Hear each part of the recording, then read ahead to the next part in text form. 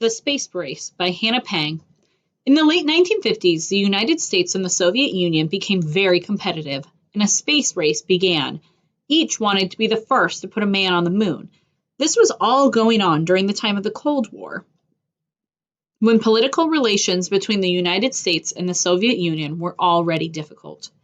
At first, Russia appeared to be winning the space race when it launched Sputnik 1 on October 4, 1957. This aluminum sphere with a radio transmitter was the first man-made satellite to orbit Earth.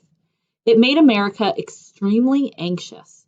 If Russia could launch objects into Earth's orbit, then that meant it might also be capable of firing a bomb across the ocean. When the United States tried to launch its first satellite into Earth's orbit on December 6, 1957, its Vanguard TV-3 rocket exploded on the launch pad. Luckily, Wernher von Braun saved the day when his modified Juniper C rocket, Juno I, successfully launched America's Explorer 1 satellite into orbit on January 31, 1958. Not long after Russia had launched Sputnik 1, the U.S. government created an agency for space exploration in 1958. This agency was called the National Aeronautics and Space Administration, or NASA. Meanwhile, both countries were training their astronauts and developing their space technology.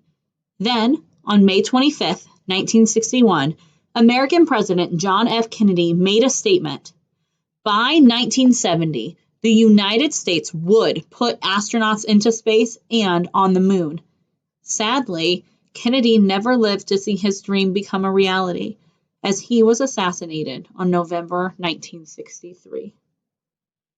First, I believe that this nation should commit itself to achieving the goal, before this decade is out, of landing a man on the moon and returning him safely to Earth. No single space project in this period will be more impressive to mankind or more important for the long-range exploration of space, and none will be so difficult or expensive to accomplish. President John F. Kennedy, in a statement to U.S. Congress on May 25, 1961.